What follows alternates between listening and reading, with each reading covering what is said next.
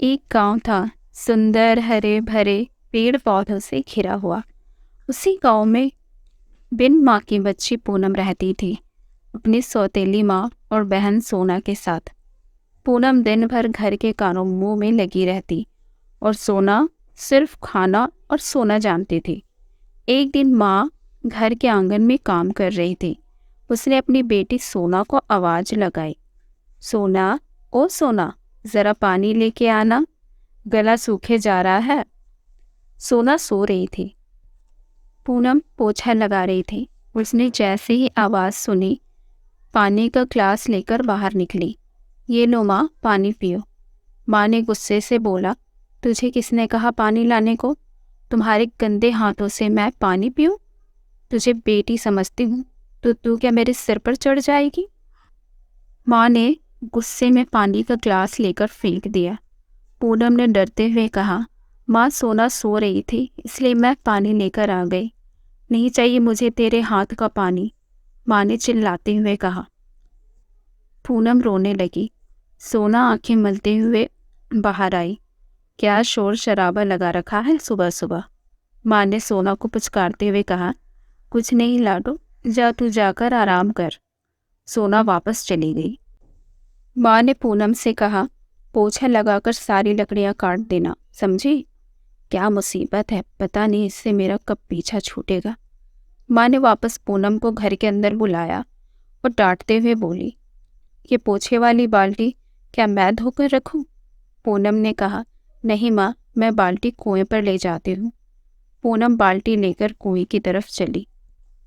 उसने कुएं से पानी निकालना शुरू ही किया था कि बाल्टी कुएं में गिर गई। माँ आवाज़ सुनकर बाहर आई। अरे ये कैसी आवाज़ थी? पूनम रोते हुए बोली, माँ, बाल्टी कुएं में गिर गई। माँ पूनम से बोली, क्या कहा तूने? जा अब कुछ भी कर, बाल्टी लेकर आ। पूनम ने माफ़ी मांगी लेकिन माँ ने एक नहीं सुनी। वो रस्सी के सहारे कुएं में उतरी और तैरते हुए दूसरे छोर तक पहुंच गई। पूनम परियों के देश में पहुंच चुकी थी। वह खुश तो थी परंतु आश्चर्यचकित भी। उसने इधर उधर देखना शुरू किया। तभी उसने जलते चूल्हे के ऊपर रोटियां देखी। बचाओ बचाओ, नहीं तो हम जल जाएंगे की आवाज़ सुनकर पूनम रोटियों के पास गई और उन्हें चूल्हे से उतारा। रोटियों ने पूनम को धन्यवाद किया। पूनम आगे बढ़ने लगी। तभी एक पेड़ ने उसे आवाज़ लगाई, सुनो लड़की, इन पके हुए फलों के वजन से मुझे काफ़ी तकलीफ हो रही है। इन्हें तोड़कर मुझे थोड़ा हल्का कर दो। पूनम ने कहा, तुम बिल्कुल चिंता मत करो। पूनम ने सारे पके फल तोड़ डाले। पेड़ ने पूनम से कहा, तुम्हारा शुक्रिया, अब तुम आगे बढ़ो। पूनम आगे बढ़ती गई। उसने एक कुटिया के बाहर बूढ़ी माँ को देखा। पूनम उसे देखकर डर गई। बूढ़ी माँ ने कहा, आओ बेटी, मेरे पास आओ, तुम्हें मुझसे डरने की ज़रूरत नहीं है। पूनम ने कहा, क्या तुम सच कह रही हो?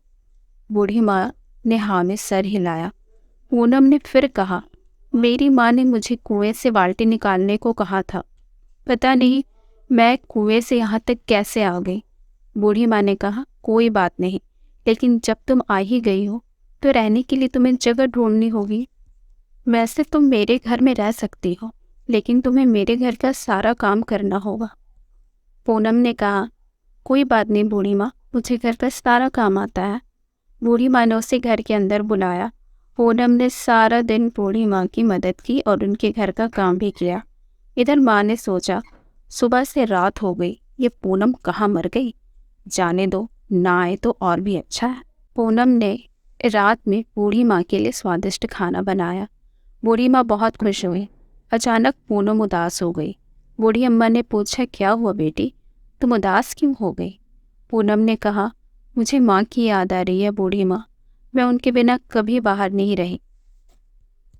बूढ़ी माँ ने कहा, तुम्हारी माँ तुम्हें बहुत प्यार करती है ना? पूनम ने हाँ में सिर हिलाया।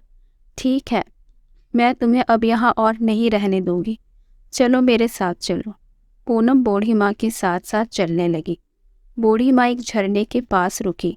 उसने पूनम से कहा, जाओ जाकर उस झरने के पास खड़ी हो जाओ। बूढ़ी माँ के हाथों में पूनम की खोई हुई बाल्टी भी थी। पूनम अपनी बाल्टी पाकर बहुत खुश हुई। पूनम बाल्टी लेकर झरने के नीचे खड़ी हो गई। देखते ही देखते उसकी बाल्टी सोने से लद गई। बूढ़ी माँ ने कहा, ये सारा सोना तुम्हारा है बेटी। फिर उसने हाथ ऊपर उठाकर झरने से कहा, ऐ जादुई झरने, पूनम बिटिया को उसके घर पहुंचा दो। कुछ ही पलों में पूनम घर के आंगन में सोने से भरी बाल्टी के साथ खड़ी थी।